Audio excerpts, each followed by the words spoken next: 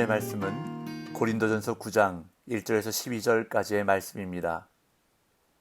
내가 자유인이 아니냐, 사도가 아니냐, 예수 우리 주를 보지 못하였느냐, 주 안에서 행한 나의 일이 너희가 아니냐.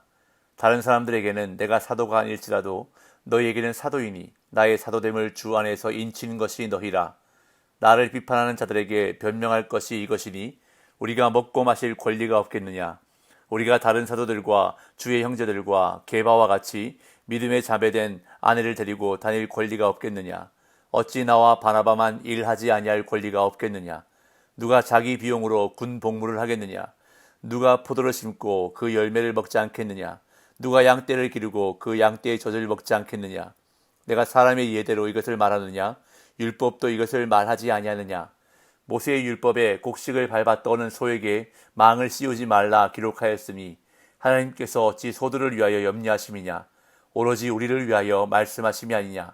과연 우리를 위하여 기록된 것이니 밭 가는 자는 소망을 가지고 갈며 곡식 떠는 자는 함께 얻을 소망을 가지고 떠는 것이라. 우리가 너희에게 신령한 것을 뿌렸은즉 너희의 육적인 것을 거두기로 과하다 하겠느냐. 다른 이들도 너희에게 이런 권리를 가졌거든 하물며 우리일까 보냐.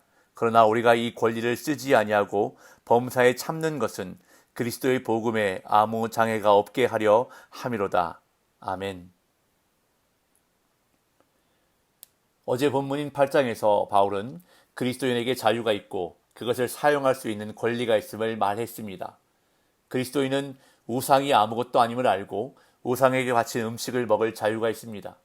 그러나 성도는 믿음이 약한 자를 돕고 교회의 덕을 세우기 위해 자신의 자유를 제한할 수 있어야 한다고 바울은 말합니다. 지식과 자유보다 형제의 믿음을 세우는 일을 바울은 더 중요시하는데 그 이유는 그리스도께서 그 형제를 위해 죽으셨기 때문입니다.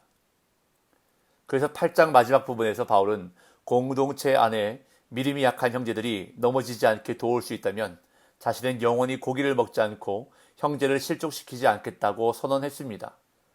그런 다음 9장에서 바울은 성도를 위해 자유와 권리를 포기한 사람의 예를 드는데 그 사람은 바로 바울 자신입니다. 그리고 바울이 자유와 권리를 포기함으로 유익을 얻는 사람들은 다름 아닌 고린도 교회의 성도들입니다. 먼저 바울은 자신이 자유인이며 사도임을 주장합니다. 본문 1절 2절입니다. 내가 자유인이 아니냐, 사도가 아니냐, 예수 우리 주를 보지 못하였느냐, 주 안에서 행한 나의 일이 너희가 아니냐. 다른 사람에게는 내가 사도가 아닐지라도 너희에게는 사도이니 나의 사도됨을 주 안에서 인친 것이 너희라. 사도행전 18장에 의하면 바울은 고린도에서 복음을 전하며 교회를 개척해 섬기면서도 천막을 만드는 일로 생업을 이어나갔습니다. 교회로부터 생활비를 받을 권리가 없어서가 아니었습니다. 당시 헬라 세계에서는 스토아 철학자나 냉소주의 철학자 그리고 궤변가 등이 지혜를 가르친다며 사람들에게 강연을 하고 돈을 걷어 생계를 유지하며 이리저리 떠돌아다니곤 했습니다. 특히 고린도와 같은 부유한 항구 도시에는 그런 사람들이 많았습니다.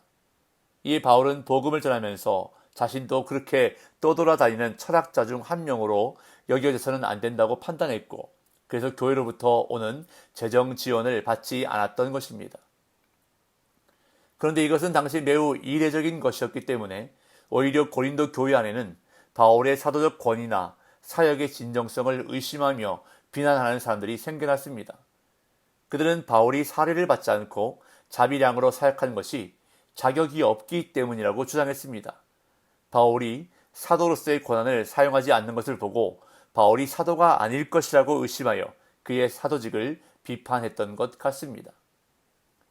이에 바울은 자신이 사도임을 분명히 밝히면서 두 가지 증거를 제시합니다. 첫째는 예수 우리 주를 보았다는 것입니다. 바울은 다메섹으로 가는 도중에 부활하신 그리스도를 직접 만나 목격했고 그리스도로부터 사도직을 받았습니다. 둘째는 고린도 교회가 증거라는 것입니다.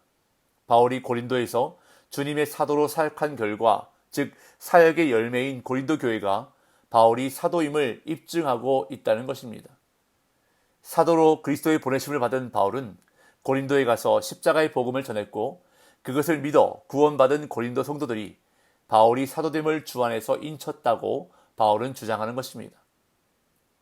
이어 바울은 자신이 사도로서 가진 권리를 여러 가지 예로 들면서 자신을 변호합니다. 3절에서 7절.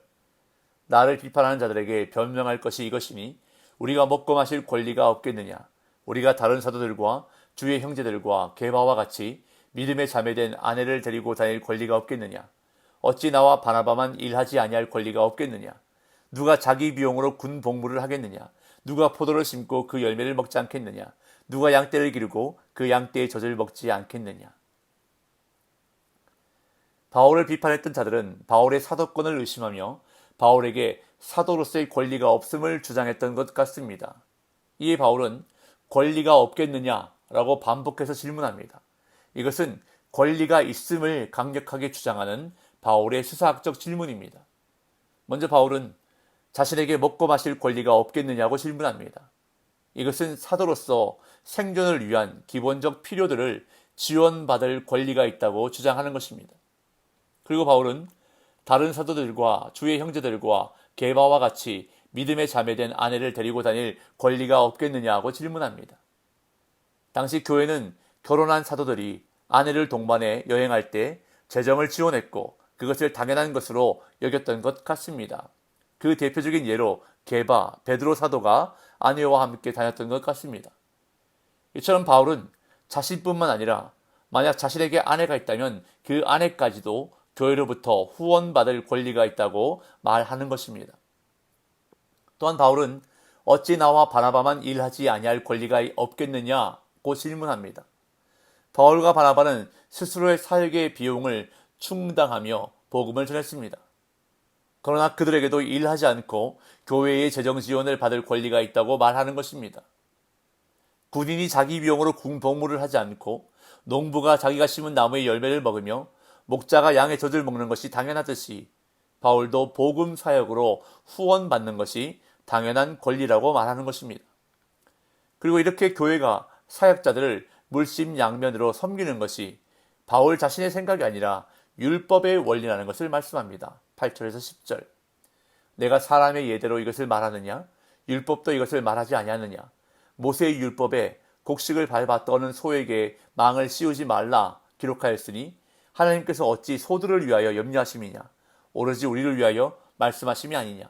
과연 우리를 위하여 기록된 것이니 밭 가는 자는 소망을 가지고 가며 곡식 떠는 자는 함께 얻을 소망을 가지고 떠는 것이라.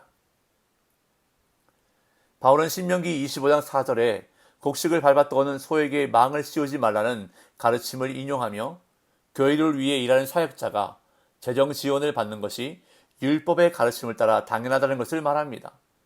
그러면서 바울은 신명기의 말씀이 우리를 위해 하나님이 말씀하신 것이라고 해석합니다. 바울을 비롯한 복음의 사역자들을 위한 재정 지원의 원리를 하나님께서 구약 성경에 이미 마련해 두신 것으로 바울은 이해하는 것입니다. 그렇기 때문에 바울은 자신과 동역자들이 신령한 일을 위해 헌신했는데 물질적인 후원을 받는 것이 무슨 문제가 있느냐고 묻습니다. 11절 12절. 우리가 너희에게 신령한 것을 뿌렸은즉 너희의 육적인 것을 거두기로 과하다 하겠느냐. 다른 이들도 너희에게 이런 권리를 가졌거든 하물며 우리일까 보냐. 그러나 우리가 이 권리를 쓰지 아니하고 범사에 참는 것은 그리스도의 복음에 아무 장애가 없게 하려 함이로다. 바울은 자신이 신령한 것을 뿌렸다고 말합니다. 이것은 복음을 심는 사역을 가리킵니다. 고린도 성도들은 바울이 뿌린 복음으로 말미암아 성도가 되었습니다. 이렇게 신령한 것을 뿌린 바울이 육적인 것을 거두는 것을 과하다 할 수 있겠느냐고 묻습니다. 여기서 육적인 것을 거둔다는 것은 물질적인 혜택을 얻는 것을 의미합니다. 영적인 것을 심은 사역자에게 물질적인 것을 거둘 권리가 있음을 나타냅니다. 다른 사역자들도 이러한 권리를 가지고 있는데 하물며 자신에게 이러한 권리가 없겠느냐고 반문합니다. 바울에게 이러한 권리가 분명하게 있음을 강조하는 것입니다. 그러나 바울은 그 권리를 쓰지 않았습니다. 이것이 오늘 본문에서 바울이 말하려고 하는 핵심입니다. 우리가 이 권리를 쓰지 아니하고 범사에 참는 것은 그리스도의 복음에 아무 장애가 없게 하려 함이로다. 사역자로서, 사도로서 당연히 마땅히 사용할 수 있는 권리를 바울은 고린도 교회에서 사용하지 않았다는 것입니다. 그 이유는 그리스도의 복음에 아무 장애가 없게 하려 함이로다. 권리를 쓰지 않는 것이 그리스도의 복음을 전하는데 유익하다고 판단했기 때문입니다. 고린도 교회의 재정 지원을 받는 것이 복음을 전하는데 장애가 될 수 있다고 여겨졌기에 바울은 자신의 권리를 사용하지 않았다는 것입니다. 바울은 복음을 위해 정당한 권리도 기꺼이 포기했다고 말합니다.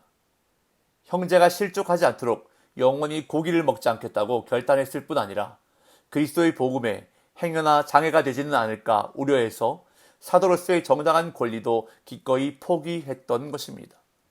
예수님을 위해, 복음을 위해, 교회를 위해, 믿음의 지체들을 위해 기꺼이 포기하고 참는 삶을 바울은 살았던 것입니다. 신앙은 권리를 포기하는 것입니다. 그리스도인으로 산다는 것은 자기를 부인하고 십자가를 지는 삶인데, 자기를 부인한다는 것이 바로 자신이 마땅히 누려야 할 권리를 포기하고 내려놓는 삶이라는 것입니다. 그렇다면 오늘 내가 내려놓아야 할 것은 무엇입니까? 예수님을 위해서, 복음을 위해서, 교회를 위해서, 믿음의 지체들을 위해서 오늘 내가 내려놓고 포기해야 할 나의 권리와 자유는 무엇입니까? 물론 권리를 포기하는 삶이 쉽지는 않습니다. 그러나 우리를 위해 자신을 포기하신 주님은 우리가 주님 본받는 삶 살기를 원하실 뿐만 아니라 우리에게 그 삶 살아갈 수 있도록 도우시고 힘주시는 분이십니다.